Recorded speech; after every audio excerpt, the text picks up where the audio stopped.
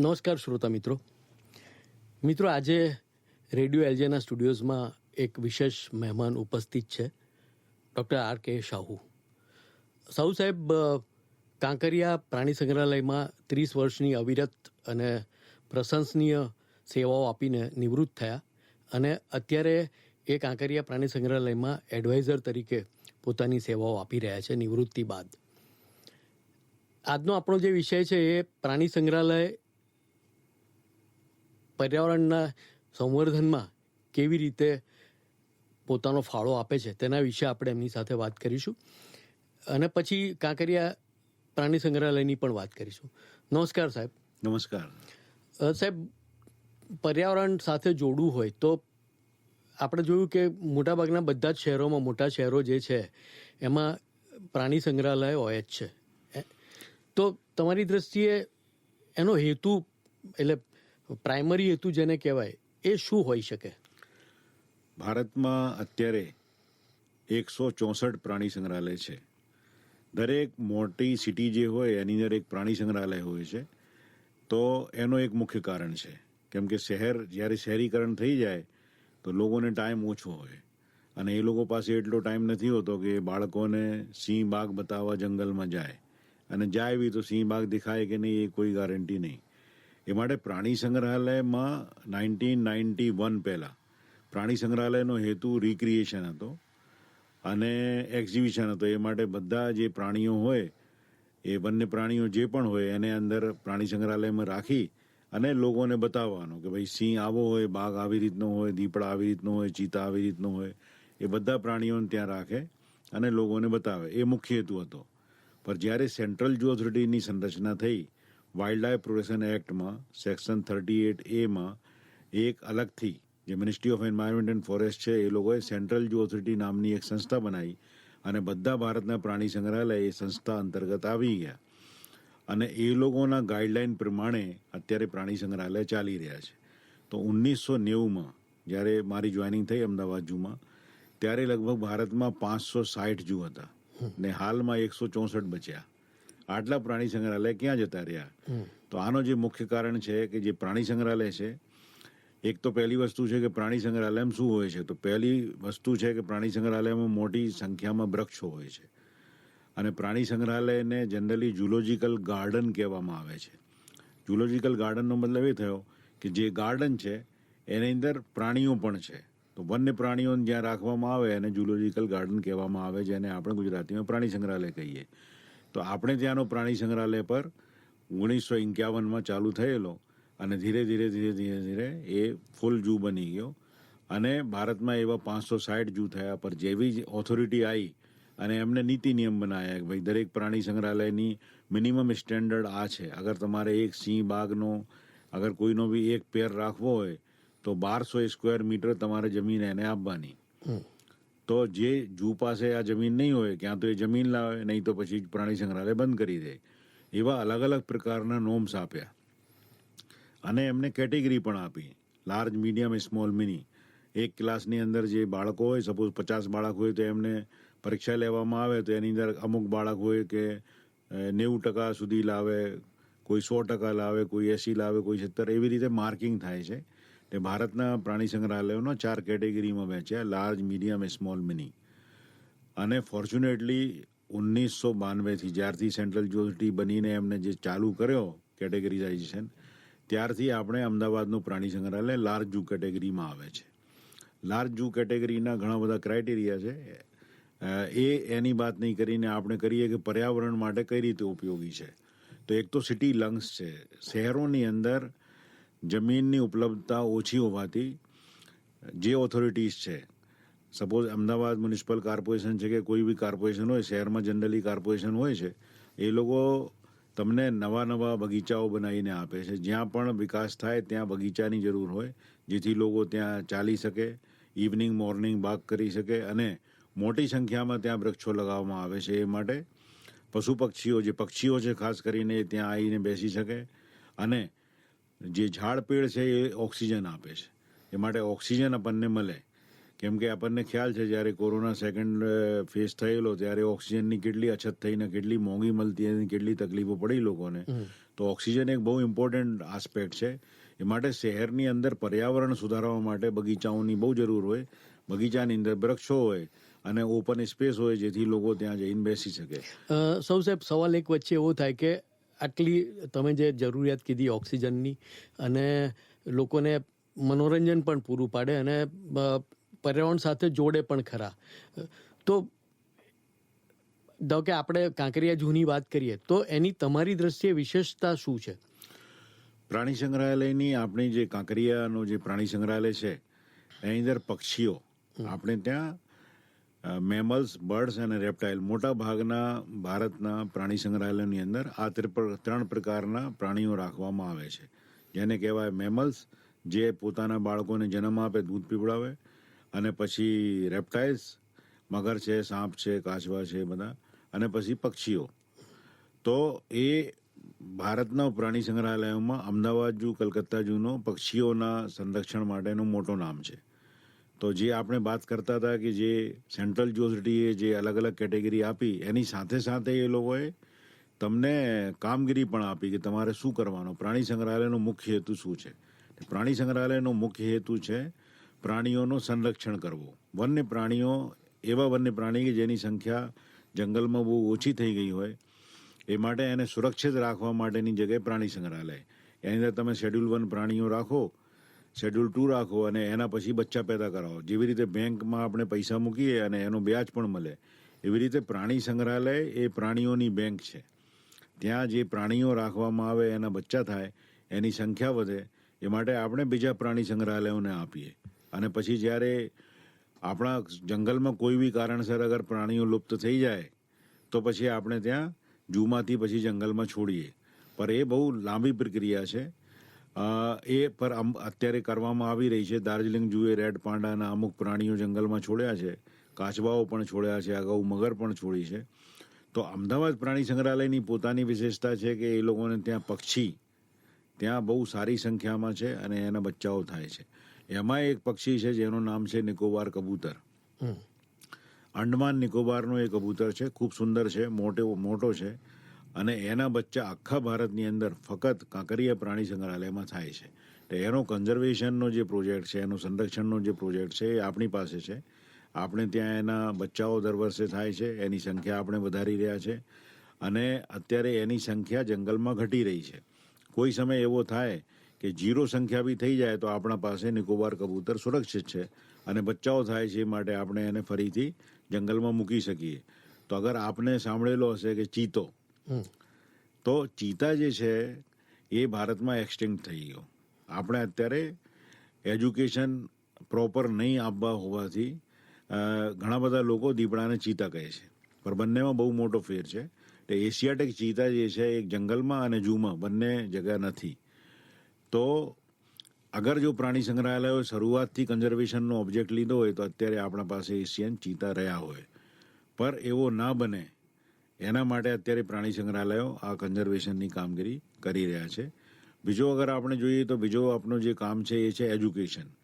જે પણ મુલાકાતી આવે, આપણે ત્યાં 33 લાખ મુલાકાતી દર વર્ષે આવે છે, અને સ્કૂલ, કોલેજ બધા આવે છે, અને મુલાકાતીઓ તો બીજા ગેસ્ટના બધા મોટા માણસો આવે છે. તો અમારે એને એક શિક્ષણ આપવાનું છે વન્ય પ્રાણીઓ બાબતમાં, પર્યાવરણ બાબતનું. એ માટે ત્યાં અમે સાઇનેજ લગાવીએ છીએ, બોર્ડ લગાવીએ, એની બધી ડિટેલ આપીએ. તો અત્યારે પણ અમે જોઈએ છીએ કે ઘણા બધા મધર ફાધર આવીને અને પોતાને બાળકને કહેતો હોય દીપડાને જોઈને કે જો ચીતો. એ માટે પ્રાણી સંગ્રહાલયની પોતાની પણ ક્યારેક મિસ્ટેક હોય છે. જ્યારે મારી જોઈનિંગ થયેલી ત્યારે મેં જોયા કે અમારે ત્યાં જે દીપડા હતા એના ઉપર ચીતાના જે છે નામ લખેલા હતા. એની અંદર લખેલો મણિનગરથી પકડાયેલો ચીતો, અને પછી આ જગ્યાએથી પકડાયેલો ચીતો. તે તાત્કાલિક અમે કઢાયા, કેમ કે એ ખબર હોવી જોઈએ. અગર પ્રાણી સંગ્રહાલય જ ખોટો શિક્ષણ આપે તો પછી મુલાકાતીના કે બાળકના દિમાગમાં જે એકવાર ઇમ્પ્રિન્ટ થઈ જાય તો એ દીપડાને ચીતો જ કહેશે, અને પછી ચીતાને શું કહેશે ખબર નહીં. પણ એ ના થાય એના માટે જે સેકન્ડ હેતુ છે એ અમારો શિક્ષણનો છે. દરેક બાબતનું શિક્ષણ વન્ય પ્રાણીઓનો આપીએ. આપણે ત્યાં બટરફ્લાય પાર્ક પણ બહુ સુંદર છે, અમે 2012માં બનાવ્યો. તો આ પ્રાણીઓનું શિક્ષણ આપવાનું, બટરફ્લાયનો આપવાનો, ઝાડ પેડ જે લગાયા છે એનું શિક્ષણ આપવાનું, અને ખૂબ સુંદર વાતાવરણ ત્યાં ક્રિએટ કરવાનો જેથી પ્રાણીઓ પણ હેલ્ધી રહે અને આવનારા મુલાકાતીઓ પણ હેલ્ધી રહે. પછી ત્રીજો હેતુ આપણો જે છે એ છે રિસર્ચ. મોટી સંખ્યામાં સ્કૂલ અને કોલેજના બાળકો ત્યાં ફરવા તો આવે છે, પણ કોલેજ અને યુનિવર્સિટીઝના સ્ટુડન્ટ્સ અમારે ત્યાં રિસર્ચ પણ કરે છે અને હું ઓફિશિયલી ઘણી બધી યુનિવર્સિટીનો ગાઈડ છું. ફક્ત પ્રાણીઓના ઉપર રિસર્ચ કરે છે એવું નહીં, પણ CEPT university school of architect જે છે એ લોકોના સ્ટુડન્ટ જે છે એ લોકો ત્યાં ડિઝાઇનિંગ આસ્પેક્ટ પણ રિસર્ચ કરે છે. એન્જિનિયરિંગ વાળા એ પોતે કન્સ્ટ્રક્શન પર રિસર્ચ કરે છે. ઝુલોજીના સ્ટુડન્ટ્સ જે છે એ બિહેવિયર ઉપર રિસર્ચ કરે છે. વેટનરી સાયન્સના સ્ટુડન્ટ્સ છે એ પ્રાણીઓની બીમારીઓ ઉપર રિસર્ચ કરે છે અને શીખવા આવે છે. તો લગભગ અને અગર જોઈએ તો આપણે બહુ મોટી માત્રામાં જે આપણે ત્યાં મુલાકાતીઓ આવે છે એના લીધે આપણે ત્યાં ટિકિટના જે પૈસા આવે છે એના લીધે ઇકોનોમિક્સ ઉપર પણ ઘણા લોકો રિસર્ચ કરે છે. એની અંદર ખાસ કરીને IIMના મેનેજમેન્ટના સ્ટુડન્ટ્સ આવે છે અને એ લોકો પણ અમારા સાથે રિસર્ચ પ્રોગ્રામ કરતા હોય. તો આ મુખ્ય 3 હેતુ પ્રાણી સંગ્રહાલયના છે: કન્ઝર્વેશન, એજ્યુકેશન એન્ડ રિસર્ચ. તો આ અંતર્ગત જ પ્રાણી સંગ્રહાલયો બધા કામ કરી રહ્યા છે. સૌ સાહેબ, એક સવાલ એવો થાય કે એજ્યુકેશનનો પર્પઝ છે અને ઘણા બધા સરસ રીતે પ્રાણી સંગ્રહાલયની મુલાકાત લઈ રહ્યા છે, શિક્ષકોથી શરૂ કરીને વિદ્યાર્થીઓ બધા જ. તમે 30 વર્ષના લાંબા ગાળામાં ઘણા બધા પ્રોજેક્ટ્સ ઝૂ માટેના, પ્રાણી સંગ્રહાલય માટેના તમે કરેલા છે. ધારો કે એક મને ખબર છે, ક્યાંક વાંચેલું ઓપન મૂટ સિસ્ટમ. તો એના વિશે પણ વાત કરીએ કે એ કેટલું સફળતાપૂર્વક તમે એને આગળ વધાર્યું. જ્યારે સેન્ટ્રલ ઝૂ ઓથોરિટી આવી 1992માં ફૂલ ફ્લેજ વર્કિંગ થઈ, તો પછી એક પ્રશ્ન આવ્યો. ત્યાં સુધી આપણા ભારતના પ્રાણી સંગ્રહાલયો જેટલા હતા, કોઈ 100 વર્ષથી હતા, કોઈ 50 વર્ષ, કોઈ 150, કોઈ 200 વર્ષથી. તો એ પ્રાણી સંગ્રહાલયોમાં એક જ કે ભાઈ સિંહ, બાઘ, દીપડા આ જે છે કાર્નિવોરસ છે, આ લોકો નુકસાનકારક છે, એ માટે એમને સળિયાની પાછળ રાખવો.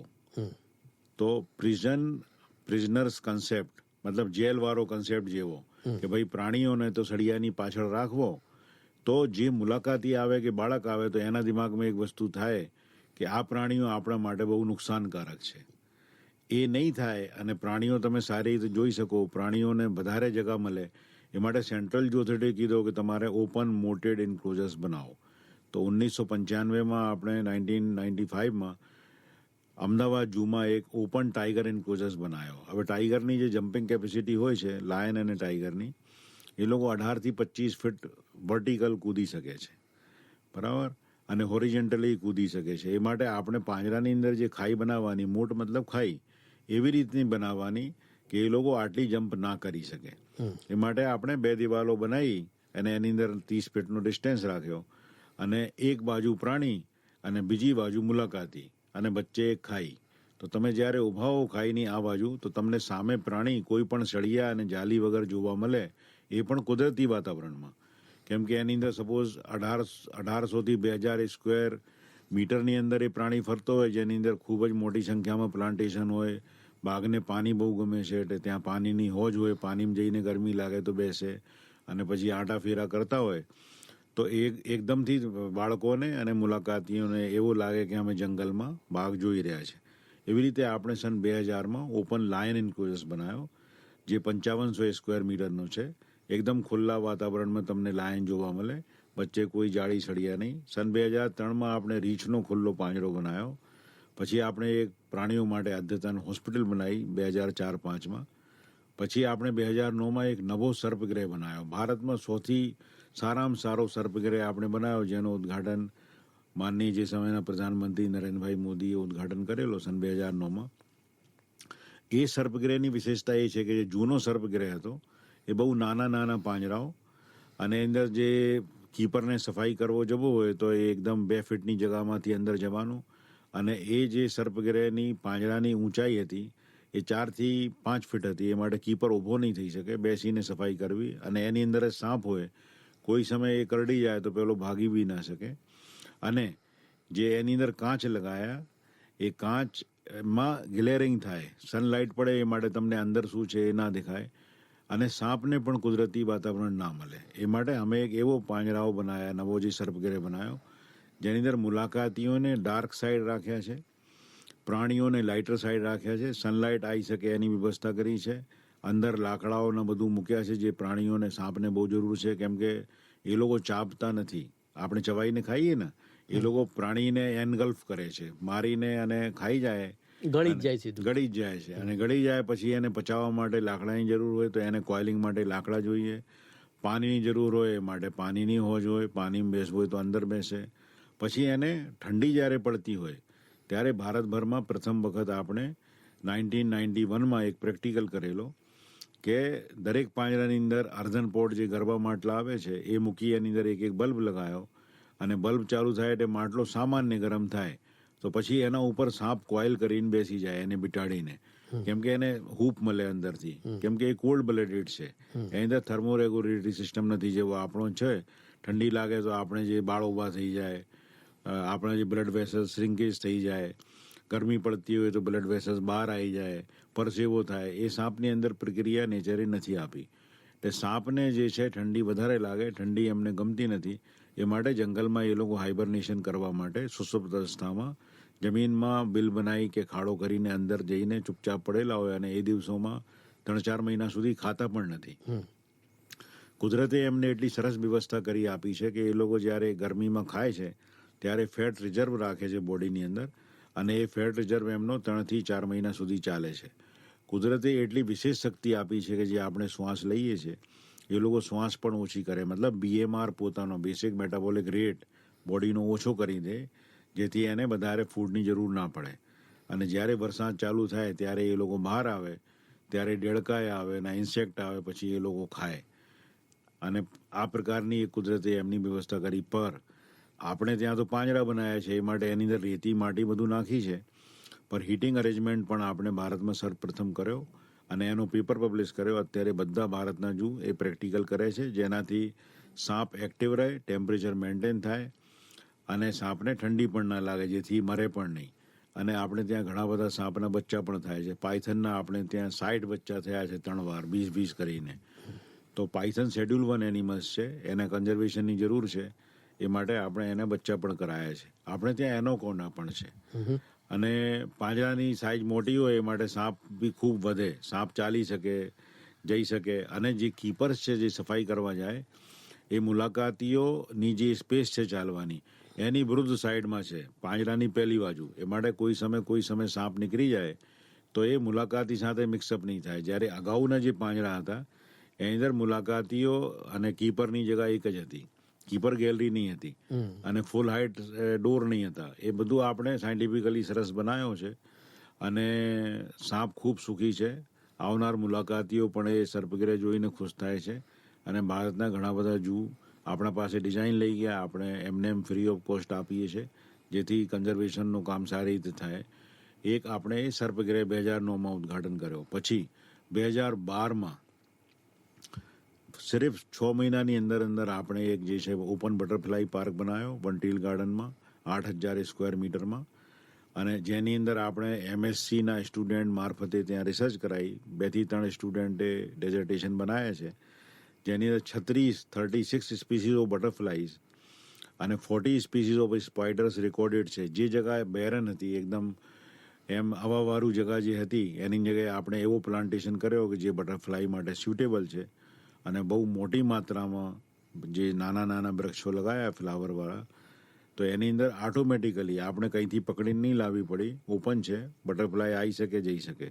પોતે બટરફ્લાય આવી ગઈ છે, અને 36 પ્રકારની બટરફ્લાય ત્યાં જોવા મળે છે. બટરફ્લાઇઝ જે છે અગર તમે જુઓ તો બહુ ઇન્ટરેસ્ટિંગ છે. બટરફ્લાઇઝ પોલન્સ ખાય છે, જે ફ્લાવર્સ હોય એના પોલન ગ્રેન્સ ખાય છે. મધમાખી પણ એ ખાય છે, અને ખાઈને પછી શહેદ બનાવે, મધ બનાવે છે. તો બટરફ્લાય જે છે ને, એક બટરફ્લાય એક દિવસમાં 10-10 કિલોમીટર ઉડી શકે, એનાથી વધારે પણ ઉડે છે. તો વિચારો કે આપણે એક સ્કૂટર કે મોટરસાયકલ કે કાર ચલાવી હોય તો પેટ્રોલ ભરાવવું પડે, પેલો 10 કિલોમીટર પેટ્રોલ વગર જ ચાલે છે.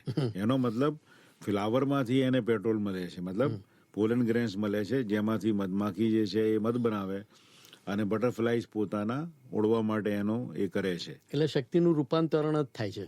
તો મનુષ્યને પણ આવી રીતે જે છે મધના વધુ ખાવાથી વધારે એનર્જી મળે અને સ્વસ્થ પણ રહી શકાય છે એવો જણાય છે. કેમ કે મધમાખી પણ આટલી ઉડે છે અને આ બટરફ્લાય પણ ઉડે છે. મતલબ પોલેન ગ્રેન્સથી આટલી બધી શક્તિ છે અને એ આ રૂપાંતરણ થાય છે. તે બાળકો માટે બહુ સારો પ્રોજેક્ટ છે અને જોવાલાયક છે. પછી એક જે સૌથી જબરજસ્ત જે આપણે પ્રોજેક્ટ કર્યો છે 2017માં ઇનાગ્યુરેટ કર્યો, જેને બનાવવામાં અમને 4 સાલ લાગ્યા, એ છે નોક્ટર્નલ ઝૂ. ભારતનો સર્વપ્રથમ આપણે એક એવો ઝૂ બનાવ્યો કે જેમાં દિવસમાં રાત્રિ છે અને રાત્રિમાં દિવસ છે. કોઈ પણ મુલાકાતી જ્યારે કાંકરિયા પ્રાણી સંગ્રહાલયમાં પ્રાણીઓને જોવા આવે તો 2 પ્રકારના પ્રાણી હોય. એક પ્રાણી હોય જે દિવસમાં સૂતા હોય અને રાત્રિમાં જાગતા હોય, અને એક એવા હોય મનુષ્ય જેવા કે જે દિવસમાં જાગતા હોય અને રાત્રિમાં સૂતા હોય. તો જે રાત્રિમાં જાગતા હોય અને દિવસમાં સૂતા હોય એ પ્રાણીઓ કોઈ દિવસે મુલાકાતીઓને જોવા ના મળે. નિશાચર પ્રાણીઓ જેને નિશાચર કહીએ. પ્રાણી, બરાબર છે. સાવડી છે, જેટલા બી જે ચામાચીડિયાની સ્પીસીસ છે, ગોળ છે, પછી જે છે જેકલ વોલ્ફ હાયના છે, ઇવન દીપડો છે, એ સેમી નોક્ટર્નલ છે. તો આ પ્રાણીઓ જે છે એ લોકો બનિયાર છે, એ લોકો એક બાજુ કોર્નરમાં જઈને પાંજરામાં સૂઈ જાય. આવનાર મુલાકાતીને ફક્ત બોર્ડ જોવા મળે. એ માટે અમને એવું થયેલું કે આપણે એક નાઇટ સફારી બનાવીએ. તે સન 2007-8માં અમે એક નાઇટ સફારી પ્રપોઝલ સરકારમાં મોકલી, પણ ભારત સરકારે કીધું કે હાલમાં નાઇટ સફારી ભારતમાં બનાવવાનો એલાઉ નથી, કેમ કે આપણે ત્યાંનો એન્વાયરમેન્ટ એટલો સારો નથી કે રાત્રિમાં મુલાકાતીઓ જાય અને કોઈ ઘટના બની જાય તો ઝૂ બદનામ થાય. તો મેં એક બીજી પ્રપોઝલ મોકલી કે અમારે હવે એક એવો ઝૂ બનાવવાનો જેમાં દિવસમાં રાત્રિ હશે, જેનું નામ નોક્ટર્નલ ઝૂ રહેશે. એમને પ્રેઝન્ટેશન માટે બોલાયો અને પ્રેઝન્ટેશનમાં એમને અપ્રુવલ આપી. પછી 17 કરોડમાં અમે એવી એક વ્યવસ્થા કરી, 2 ટનલ બનાવી. ટનલની અંદર પ્રાણીઓના પાંજરા બનાવ્યા ગ્લાસવાળા, જેની અંદર પ્રાણીઓને રાખ્યા, અને જે મુલાકાતી જાય એ પ્રાણીઓને કાચના પાછળ જોઈ શકે. અને એક સ્પેશિયલ વ્યવસ્થા કરી આપણે, આ જે ટનલ જ્યારે બનાવો તો એની અંદર એરેશન હોવો જરૂરી છે. તો તમે એક્ઝોસ્ટ લગાવો ને બધું લગાવો એ તો સારો છે, પર પ્રાણીઓને હવા કઈ રીતે મળે અને ટનલમાં કઈ રીતે હવા જાય, અને ઠંડીમાં ગરમ થાય, ગરમીમાં ઠંડી થાય તો એનર્જી બહુ વેસ્ટ થાય, તમારે પૈસા બહુ લાગે. પણ અમે એક 1998માં પેપર પબ્લિશ કર્યો. પ્રોફેસર ગિરિજાશરણ IIMના એક પ્રોફેસર હતા, એ અને અમે 2 જણાએ અમે એક રિસર્ચ કરી કે જમીનની અંદર અગર તમે 10 થી 15 ફીટ નીચે જાઓ તો એ જગ્યાનું તાપમાન વર્ષમાં 1 કે 2 ડિગ્રી પ્લસ માઇનસ થાય છે. જમીન ઉપર જે અમદાવાદ શહેરની અંદર 12 થી લઈને 48 ડિગ્રીના વેરિએશન્સ છે. જ્યારે જમીનની અંદર તમે 10 ફીટથી નીચે જતા રહો તો એનો ટેમ્પરેચર વેરિએશન્સ ફક્ત 1 to 2 ડિગ્રી છે. એનો મતલબ એ થયો કે જમીનની અંદર અગર તમે 10 ફીટથી નીચે જતા રહો તો વર્ષભર તમારો ટેમ્પરેચર લગભગ સરખો રહેશે. એ પ્રિન્સિપલના આધારે અમે જમીનની અંદર એક પાઇપ નાખ્યો, અને એ પાઇપને બહુ લાંબો કરીને 50 મીટરથી વધારે અમે બહાર લઈ ગયા. અને જ્યારે સામાન્ય હવા એક કોર્નરમાં જ્યારે આપણે નાખી પાઇપમાં, અને જ્યારે એ બહાર આવી ત્યારે ગરમીની અંદર એનો 8 થી 10 ડિગ્રી ટેમ્પરેચર ઓછો હતો, મતલબ હવા ઠંડી થઈ. અને જ્યારે ઠંડી પડતી હતી ત્યારે 8 ડિગ્રી પ્લસ થઈ ગઈ, મતલબ ગરમ હવા થઈ ગઈ, અને કોઈ પણ એનર્જીનો ઉપયોગ કર્યા વગર. તો આ વ્યવસ્થા અમે સૌથી પહેલા ટાઈગરના પાંજરામાં અમે 98-99માં એનો પ્રોટોટાઇપ બનાવ્યો, પેપર પબ્લિશ કર્યો. અને આ આખો જે ઝૂ છે નોક્ટર્નલ ઝૂ, એની અંદર બધી ટનલ અને પ્રાણીઓના પાંજરાઓની અંદર જીઓથર્મલ એરેશન આપણે આપેલો છે. જીઓથર્મલ એરેશનમાં આ જે વ્યવસ્થા કરી એના લીધે એક તો એરેશન પ્રોપર છે, ટેમ્પરેચર મેન્ટેન થાય છે, અને લાઇટનો બિલ અમારો ફક્ત 1.5 લાખ રૂપિયા પર મંથ, 8,000 સ્ક્વેર મીટરને કુલિંગના હીટિંગ અને એરેશન કરવાના ફક્ત 1.5 લાખ રૂપિયા થાય છે. જ્યારે અગર આપણે 10x10ના રૂમમાં અગર 1 ટન કે 2 ટનનો એસી લગાવીએ તો કેટલો બધો ખર્ચો થાય, પછી એસીની ખરાબ ઇફેક્ટ આવે. પ્રાણીઓ જે છે એમને બેક્ટેરિયલ લોડ પણ હવામાં જોઈએ, કેમ કે વન્ય પ્રાણીઓ છે. અગર જો તમે એસી લગાવી દો તો એ વન્ય પ્રાણીઓ 5 સ્ટાર પ્રાણી થઈ જાય, એમનો રેઝિસ્ટન્સ પાવર ઓછો થઈ જાય, બીજા ઝૂમાં જાય તો પછી એનો સર્વાઈવલનો ક્વેશ્ચન આવે. અને જે આપણે વાત કરી કે જ્યારે પ્રાણીને આપણને જરૂર પડે તો જંગલમાં છોડી શકાય, તો એમનો તો રેઝિસ્ટન્સ જ નહીં હોય તો જંગલમાં સર્વાઈવ બી ના કરે. એ માટે આપણે પ્રાણીઓને વન્ય પ્રાણી તરીકે જ રાખવા માટે આ જીઓથર્મલ એરેશન કર્યો, જેથી બેક્ટેરિયલ લોડ રહે હવામાં અને એમને હવા મળે. બીજો એમને જોઈએ છે હ્યુમિડિટી. એસી જે છે હ્યુમિડિટી બધું કાઢી નાખે છે. એ માટે આની અંદર તો અમે ફક્ત એર પંપ કરીએ છીએ જમીનની અંદર, અને એ હવા બહાર આવે તો ઓટોમેટિકલી ઠંડી કે ગરમ થઈ જાય છે. તો બેક્ટેરિયલ લોડ પણ મેન્ટેન રહ્યો, હ્યુમિડિટી પણ મેન્ટેન રહી, અને એરેશન પણ પ્રોપર થઈ ગયો, અને લાઇટનો બિલ બી બિલકુલ ઓછો છે, અને સફોકેશન 0 છે. એક બહુ ઇમ્પોર્ટન્ટ બીજી વસ્તુ અમે કરી છે કે આ જે જૂ બનાવ્યો છે એને રેમ્ડ અર્થથી બનાવ્યો છે, મતલબ માટીની દિવાલો બનાવી છે. અગર આપને યાદ હોય, અને જો અગર કોઈ લોકો જે ગામડા જતા હોય, જે માટીના મકાનો છે એ ગરમીમાં તપતા નથી, અને ઠંડીમાં એની અંદર ઠંડી નથી લાગતી, કેમ કે જે માટી છે ને એ ટેમ્પરેચરને લીક નહીં થવા દેતી.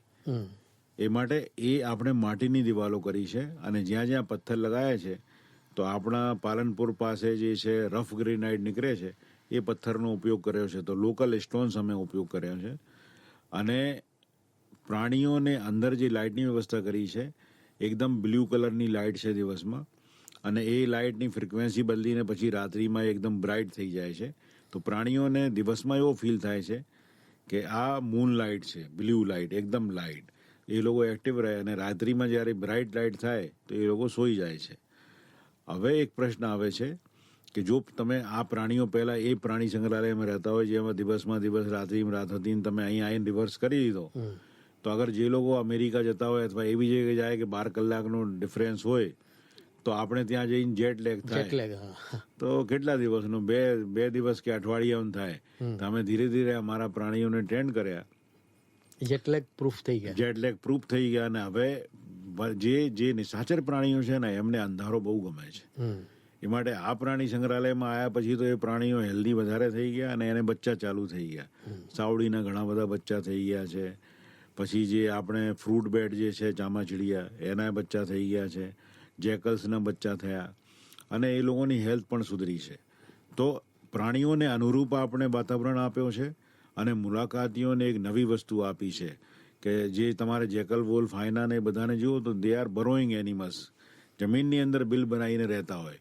એ માટે અમે ટનલ બનાવી, અમે એક કન્સેપ્ટ ડિઝાઇન કર્યો કે આપણે નોક્ટર્નલ ઝૂનો કન્સેપ્ટ શું હોવો જોઈએ કે ભાઈ પ્રાણીઓ જે અંદર બિલમાં રહેતા હોય એવી રીતે બિલ બનાવો, મતલબ ટનલ બનાવો, અને ટનલ બનાવીને એની અંદર પછી મુલાકાતીને મોકલવાનો, અને ટનલની અંદર જ કાચની પાછળ પ્રાણીઓને રાખવાનો. તો એકદમ તમને ફિલિંગ એવી આવે કે તમે એની બરોમાં ગયા અને તમે પ્રાણીને જોઈ રહ્યા છો. હવે જ્યારે તમે ટનલમાં ચાલતા હો ત્યારે તમને એ પણ અહેસાસ થવો જોઈએ કે તમે રાત્રિમાં જંગલમાં જઈ રહ્યા છો. રાત્રિમાં જંગલમાં જાઓ તો તમને કેવું હોય કે પહેલાં જે આપણા જે સાઉન્ડ છે એ તમને ક્રિકેટ સાઉન્ડ સંભળાય પાછળથી, બરાબર, તમરા બોલતા હોય એવો, અને પછી લેપિંગ સાઉન્ડ જે ટીટોળી બોલતી હોય એ, પછી જેકલના જે અવાજ આવે ભેગી એક સાથે. તો જંગલમાંથી અવાજ રેકોર્ડ કરી અને બેકગ્રાઉન્ડ સાઉન્ડમાં અમે એ મૂકી છે ટનલમાં. આવનાર મુલાકાતીને એવો ફીલ થાય કે રાત્રિમાં જંગલમાં જઈ રહ્યા છે, અને પછી એમને અચાનક કાચની પાછળ વન્ય પ્રાણી દેખાય તો એકદમ એમને એવો અહેસાસ થાય છે કે એ જંગલમાં છે રાત્રિમાં, અને આ પ્રાણીઓ એમને દેખાઈ રહ્યા છે. જે આપણે મંદિરમાં પ્રાણ પ્રતિષ્ઠા કરીએ ને એવો કર્યો છે. બરાબર છે. અને એ જે અવાજ છે ટનલમાં એ ફક્ત મુલાકાતીઓ માટે છે. પાંજરાની અંદર જે અમે ગ્લાસ જે લગાવ્યા છે સાઉન્ડ પ્રૂફ છે, તો પ્રાણીઓને એ અવાજ નથી સંભળાતી, પણ પ્રાણી જે અંદરથી અવાજ કરે, જેકલ કે કોઈ બી, તો એની અંદર અમે સ્પીકર લગાવ્યા છે, અને બહાર જે લગાવી દીધા એની અંદર માઇક લગાવ્યા, બહાર સ્પીકર, તો મુલાકાતીને એ અવાજ પણ સંભળાય. એટલે મને લાગે સૌ સાહેબ તમે પ્રાણીઓ માટે એ લોકો જ્યાંથી આવે છે અને એમની જે એમનું પર્યાવરણ છે, એમની જે રહેવાની એમનું હેબિટેટ જેને કહીએ આપણે, એ અહીંયા પ્રાણી સંગ્રહાલયમાં ઊભું કરવાનો તમે સફળ પ્રયત્ન કર્યો છે, અને સફળતાપૂર્વક એમને અહીંયા એસ્ટાબ્લિશ કરી દીધા છે. બિલકુલ. અને એ કારણ કે સૌથી મોટું ઉદાહરણ એ કે એમની જ્યારે સંખ્યા વધે છે ત્યારે એ જો ખૂબ સારી સ્થિતિમાં હોય અને એમને એ માફક આવી ગયેલી હોય પરિસ્થિતિ, તો જ એ લોકો પ્રજનન કરશે, કારણ કે એ તો કુદરતનો આખો નિયમ છે. એટલે એ રીતે એ લોકો આગળ વધે છે. અને ઇકોનોમિક્સની અગર વાત કરીએ તો આપણે 50 રૂપિયા અને 20 રૂપિયા ફી રાખી. બંને પ્રાણી સંગ્રહાલય જોવો હોય તો એડલ્ટ માટે 50 અને બાળકો માટે 20. તો એકલી નોક્ટર્નલ ઝૂની એક વર્ષની આવક 8 કરોડ થઈ. ટોટલ 17 કરોડ ખર્ચ્યા. એ માટે એની કોસ્ટ તો નીકળી ગઈ. બરાબર છે. તો કોસ્ટ ઇફેક્ટિવનેસ પણ અગર જોઈએ તો બહુ સારી છે. આકર્ષણ પણ ભારતભરમાં પ્રથમ છે, અને પ્રાણીઓ માટે પણ બહુ સરસ છે, અને મુલાકાતીઓ માટે પણ એક યુનિક વસ્તુ છે. તો બધાનો કોમ્બિનેશન છે ને એ બનાવ્યો છે. એના આધારે હવે બીજા પ્રાણી સંગ્રહાલયો પણ અમારા પાસે ડિઝાઇનને બધું માંગી રહ્યા છે અને ભવિષ્યમાં એ લોકો બનાવશે. પર બહુ યુનિક કન્સેપ્ટ છે. ગુજરાત રાજ્યની અંદર જે પણ આપણા જે ગુજરાતીઓ છે, અમદાવાદ શહેરની અંદર જે પણ સ્ટુડન્ટ્સ અને લોકો રહે છે, એમને બધાને વિનંતી છે કે નોક્ટર્નલ ઝૂ જરૂર જુએ. બરાબર છે. અને સ્કૂલ અને કોલેજના ટૂર્સ માટે અમે કન્સેશન પણ આપીએ છીએ. 20 રૂપિયા અમે બંને ઝૂ જોઈ શકાય. ગુરુવારે આવે તો ઝૂનો જે પ્રાણી સંગ્રહાલય છે એને ગુરુવારે ફ્રી હોય છે એજ્યુકેશનલ ટૂર્સ માટે. અને વાઇલ્ડલાઇફ વીક સેલિબ્રેશન અને એનિમલ વેલફેર ફોર્ટ સેલિબ્રેશન એ પણ અમે કરીએ છીએ. એ સમય દરમિયાન પણ અમે લોકોને ફ્રી એ આપીએ છીએ. અમારા પાસે ગાઈડ પણ છે. અગર કોઈ બી સ્કૂલ કે કોલેજ આવે, એડવાન્સમાં અમને ઇન્ફોર્મેશન આપે તો અમે અમારે ત્યાંથી ગાઈડ પણ પ્રોવાઈડ કરીએ છીએ અને ગાઈડ આખો એમને સમજાવીને બધું બતાવશે. એટલે મને લાગે છે કે સર સૌ સાહેબ આ જે જૂની મુલાકાત છે એ વિદ્યાર્થીઓ માટે ઘણી રીતે શિક્ષણની રીતે, પર્યાવરણની રીતે પણ એમને મદદરૂપ થાય. અને ધારો કે કોઈએ એની પર અભ્યાસ કરવો હોય તો એ રીતે પણ એને આગળ વધી શકે.